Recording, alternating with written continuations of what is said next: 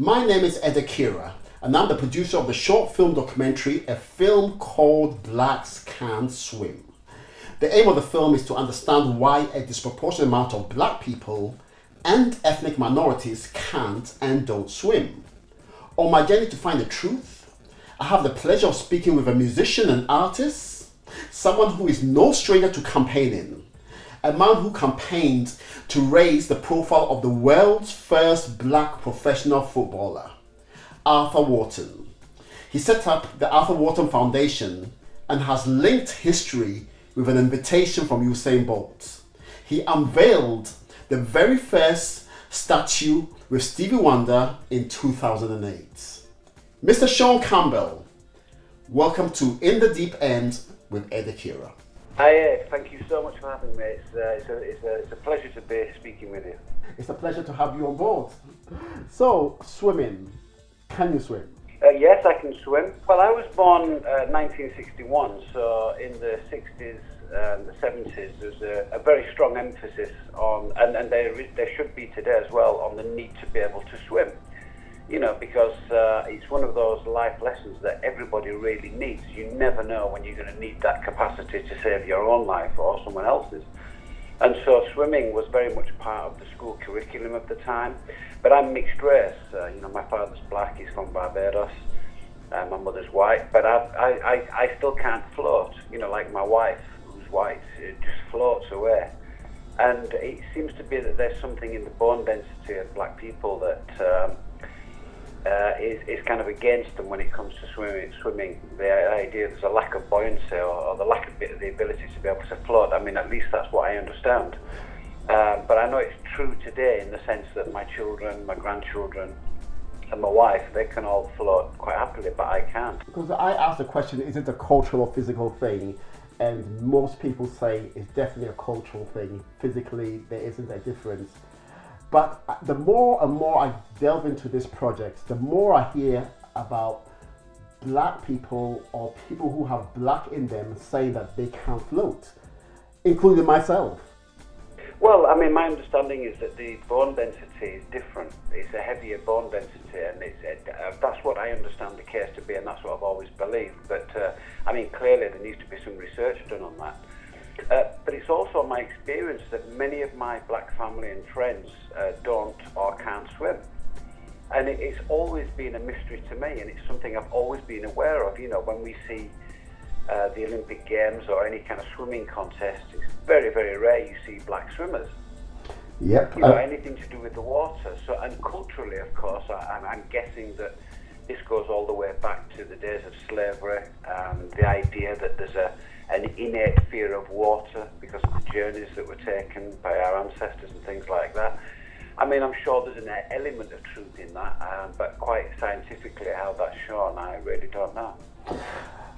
You touched on your Bayesian and English heritage. Do you see a difference in attitude about swimming between the black side of your family and your white side of your family? Oh, absolutely, no question. The white side of my family swim, as far as I'm aware and as far as I've experienced. You know, they're all swimmers. They can swim. It's just, I guess it almost feels like it's natural, and yet for black people, it just does not seem to be that natural or in the forefront of something that needs to be done. I think it's a very valuable thing that you're doing, exploring this subject. It's something I've been aware of since a very young boy. I'm 58 years old now. But it's something that I've known and felt and pondered about all of my life, really. Yeah, and so those that don't swim, those in your family that don't swim, what reasons do they give? Generally, it's I don't like water. That's the first thing you hear. Second thing is, I never got the chance. And I always say, of course you did, you were in the same class as me at school. The same chance, the same opportunity. And yet, you know, I took to swimming, it was something I really enjoyed doing, mainly because at the end of swimming, you got a packet of crisps, which tasted just so much nicer. It's a bit like eating fish and chips outside. And when you come from the kind of background I came from, where money was extremely sparse, I mean, sometimes you went through a whole school day without lunch because you couldn't afford it. It's not a sob story, it's just the truth. I had a very difficult upbringing in that sense, financially. But for me, it was always a case of, oh, good, we're going swimming. Those Golden Wonder or Seabrook crisps afterwards are just going to taste sweet, It was like that. But water I always found quite enchanting in some kind of way. But for my black friends at school, it never had that sense of appeal at all. And it transcends down to today. I mean, we're still having these conversations today. An essential life skill that just cannot be underestimated.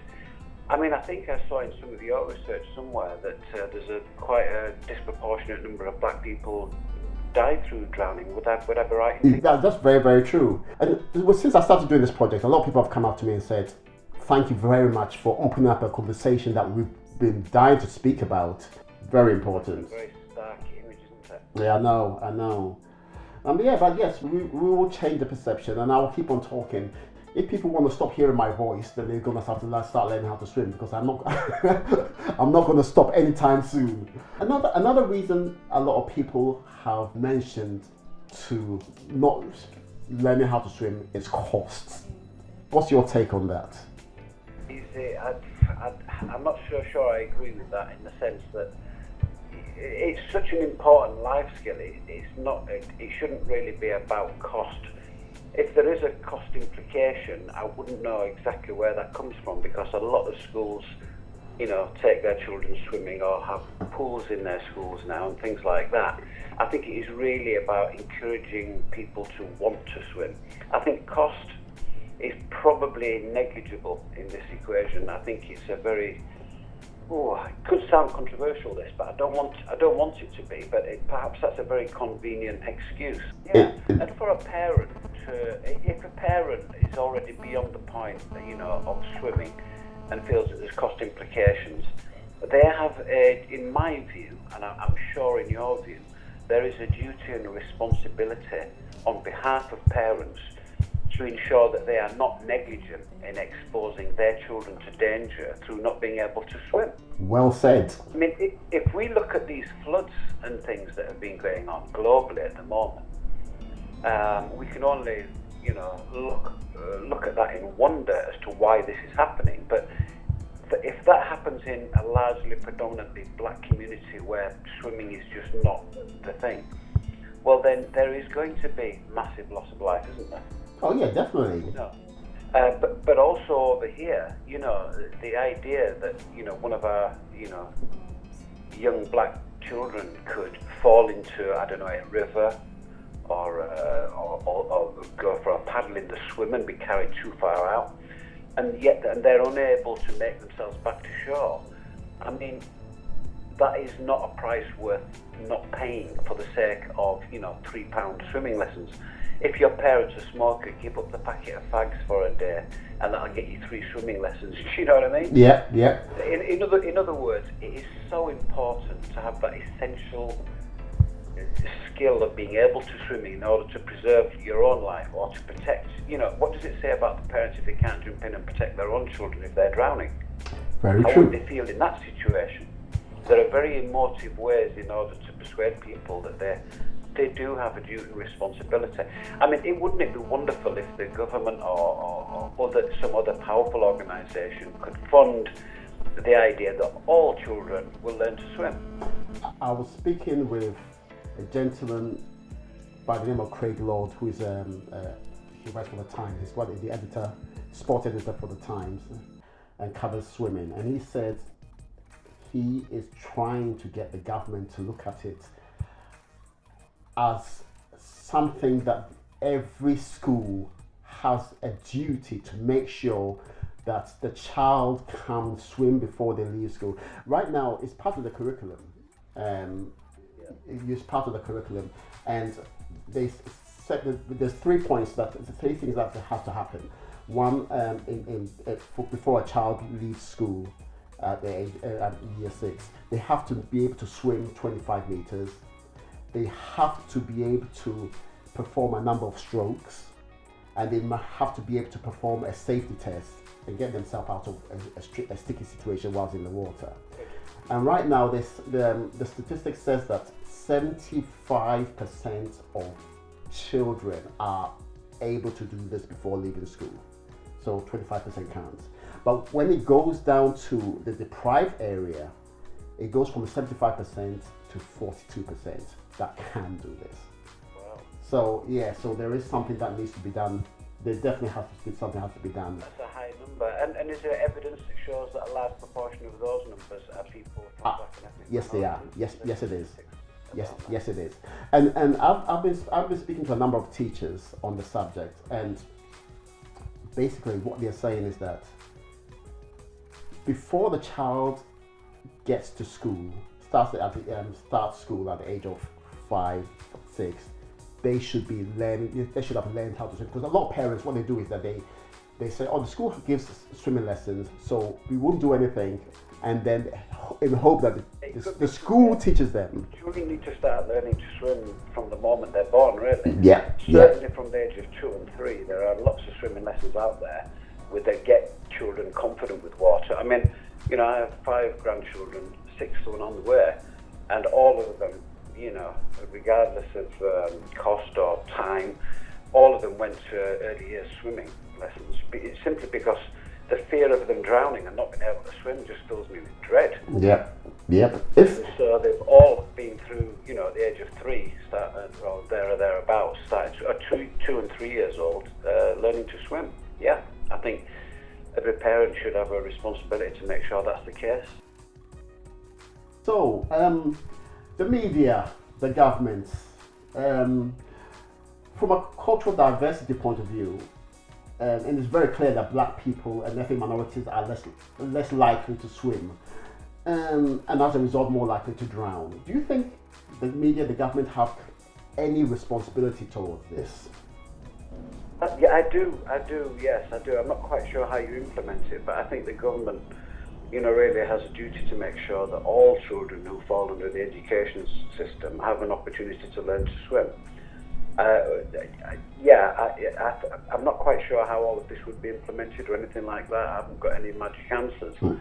But I feel that it is such an important life skill that it should be just part of who we are and what we do in life, you know, through our education and so forth. So that to me, yeah, it does come down to the government. Yeah. Racism in sports. And as the founder of the Arthur Wharton Foundation, set to recognize the first black professional footballer, what's your view on racism in sports? Because this happens in swimming as well. Well, the thing about racism is that, you know, we went through a very long period. Let's first of all, let's see who Arthur Wharton is. Arthur Wharton was the world's first black professional footballer. He was also the world's first ever fastest man on the planet, running a world record and world record holder in 1886, 3rd of July, Stamford Bridge, London. Arthur Wharton ran the first 100-yard record in 10 seconds dead. He was also a professional cricketer, rugby player, and a cycling champion. And Arthur came from this wonderful place in Ghana called Jamestown, you know, a place of fisher folk, you know. And he came over here in 1883, joined Darlington Football Club, and the rest, as they say, is history. Now, if we go back to that time, Ed, and we look at this Ghanaian who came over here to study as a Methodist preacher, that found his way in sport, and we date back from 1883 up to the point of where we are now, it is the perfect yardstick and the measuring sign for how far we have come or not in tackling this issue. What we found was that there was massive progress made eventually in football in particular in tackling racism in sport. Certainly in this country, through, you know, the highlighting of awareness of trailblazers like, you know, the 3 Degrees, Cyril Regis, Brendan Batson and Laurie Cunningham. You know, through the advent of people like Viv Anderson, who became the first international black player to play for England, Paul Canaville, the first black player to play for Chelsea, and Ed, you know, that was 1983. It's not very long ago that Chelsea had its first ever black player, is it? So you see that we're only in the early days, really, of these clubs taking in black players. Yes, I can see there's quite a few black players playing now, but if we skip to today, right to today, and we look at Bulgaria recently, and we had a football association that followed the three-step protocol. I don't think there's anyone in England or across the globe who didn't respect and admire England for following that protocol. But what you have to then say is, okay, they did that, they showed their courtesy, they followed the three-step protocol. What is the outcome of that? Well, what do we see, Ed? I'll tell you what we see. We see a UEFA organisation who instilled a fine of £64,000 and 2-game ban behind closed doors. Now, in all seriousness, that three-step protocol, although it was followed by the England players and the management team, they must be absolutely devastated to know that our FA are in a position where we subject our players to this kind of abuse, and the authority that's meant to protect then goes on to, it's absolutely outrageous. So your next question would be, probably, well, what should we do about it then? Yep. Correct? Yeah, correct. So I would say, well, the answer, these small steps and these tiptoeing around organisation things isn't working. The courtesy of the FA, rather our players and management teams, have followed the three-step protocol without any outrage or anything. You know, we have to say that there has to be a consequence for that good behaviour and that compliance, and the neglect that was shown by UEFA in following out the punishment. So I would say the only way to deal with this is for the English FA to set out a very strong... Now, I've made my feelings known to the FA on this, so I'm not saying anything that I haven't said to them. My feeling is that the FA should threaten to withdraw from the Euro competition, regardless of the consequences, and that it would reverberate globally if we were to do that, on the strength that, as an English FA, they would be negligent in allowing our, football players, particularly our black players, to be subject to this kind of abuse in Europe, knowing that they are not being properly protected. It's going to take some kind of statement like that, Ed, in my view, to make people stand up and take note. Withdraw the team, or threaten to withdraw the team from the competition. Bulgaria weren't excluded, remember. So we should threaten to withdraw unless UEFA reassess the punishment that was given to Bulgaria, increase the fine 3- or 4-fold, exclude them from the competition and the next competition, so that Bulgaria have a very clear message, and so will other countries, that until they get their house in order as a national FA, they are not welcome on the world stage, where they can exhibit, their racist tendencies through these appalling fans who, the thing is, Ed, these players who experience that racism on the pitch, they have to live with that. They go to bed at night thinking about that. Yeah. It plays on their emotions. It plays on their emotional and mental, well-being.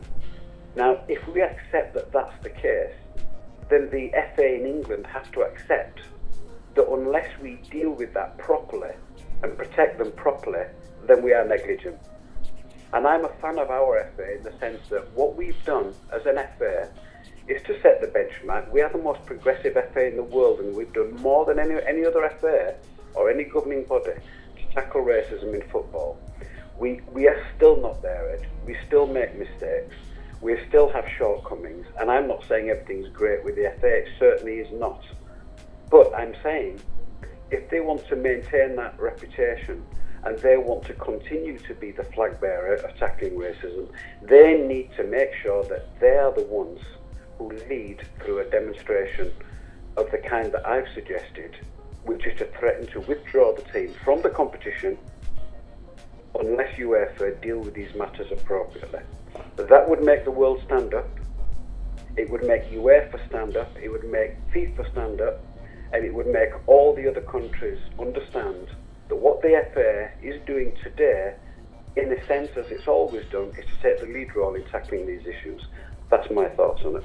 What was the Football Association's response to you when you suggested this?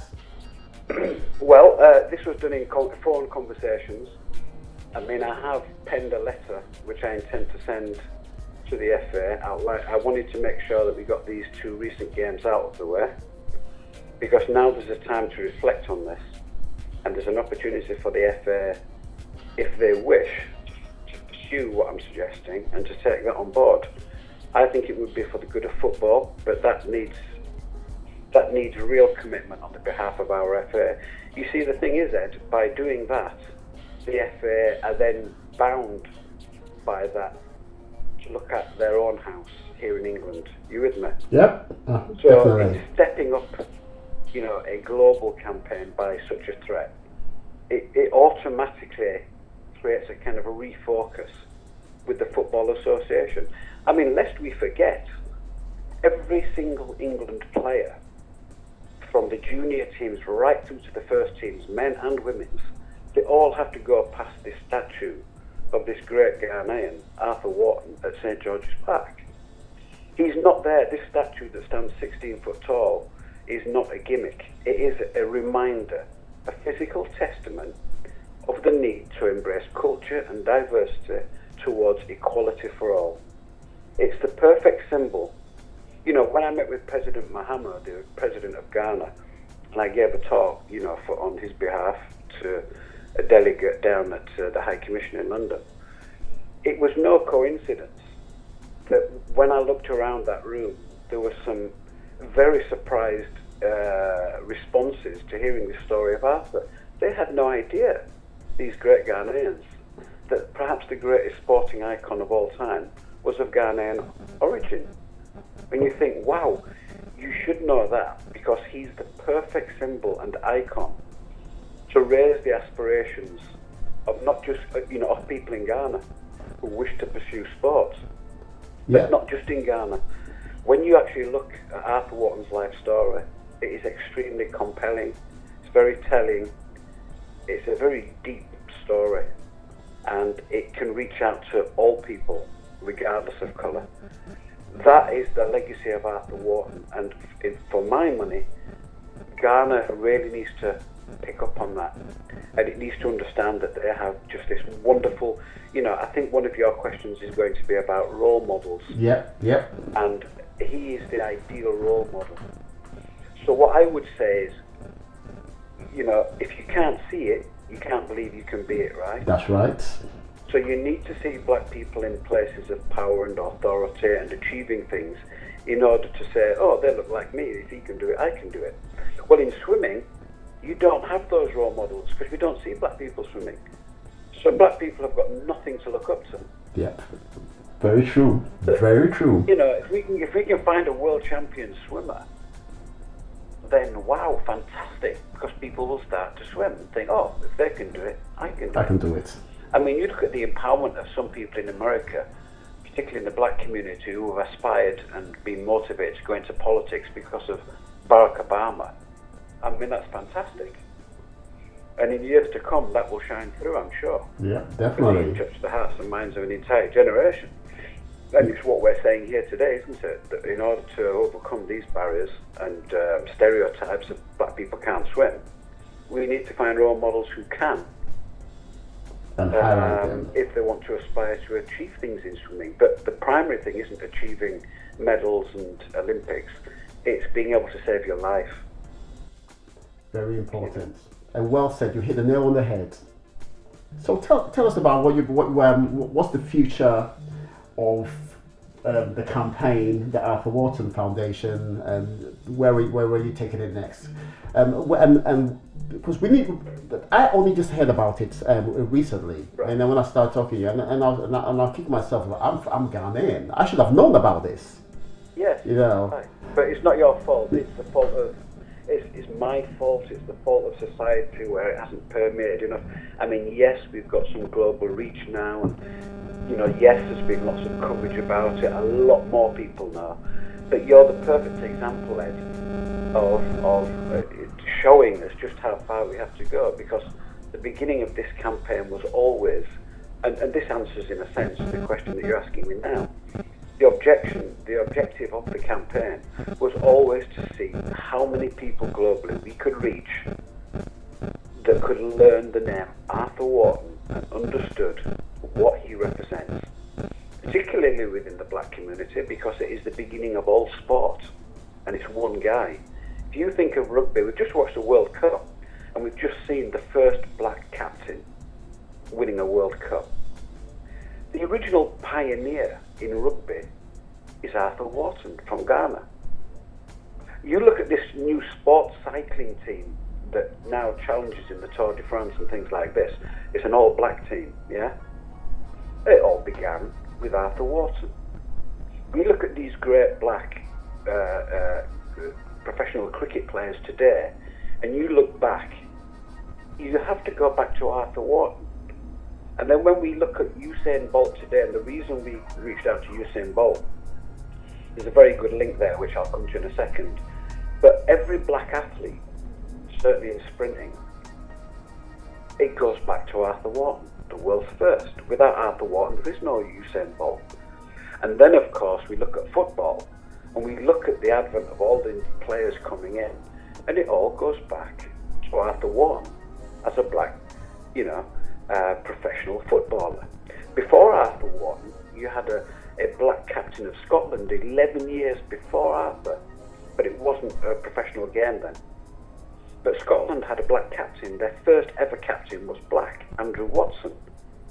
And we still don't see black players playing for Scotland. Quite bizarre. But when we look at it in the way I'm presenting it to you, Ed, we go back to that very beginning, and we say that he was the perfect, in a sense, catalyst and role model for everything that followed for black people in all of the sports that I've mentioned. There was one particular day where this Ghanaian Arthur Wharton turned up at a sporting event, and the record for throwing the cricket, I don't know about you, but when I was at school growing up, one of the school sports day events was throwing the cricket ball. Went on in Victorian England, and Arthur Wharton was at an event one day, and the record for throwing the cricket ball was something like, if I remember rightly, about 69 metres, yards as it was then. Anyway, Arthur was watching, and he said, "Oh, do you mind if I have a go?" And I suppose they had a little chuckle and thought, yeah, go on, have a go. So he got the ball and he threw it over 100 yards. Absolutely annihilated the competition. What a character, Ed. What a role model. Absolutely. I mean, he died a terrible death. He died he came from a very esteemed family in Ghana. He wasn't, essentially, his father was a minister, Methodist minister, Scottish heritage, born on the island of Grenada in the Caribbean. He went to Ghana to further his Methodist preachings, and he met a Fante princess, Annie Agribia, and they married, and Arthur was born in Ghana, and that's Arthur's roots. But we're talking about 1865 he was born, Ed. 1865 was the year of the abolition of slavery in America. Now, if you think that Arthur Wharton was born then, and you think of the timeline, and you think that Arthur Wharton also served in the Home Guard in the First World War, we have this wonderful picture of Arthur in his uniform, This man was committed to the community. And when anyone says to me, what is the one thing that Arthur Wharton did that really, inspires you? Well, it's none of the sporting achievements, Ed.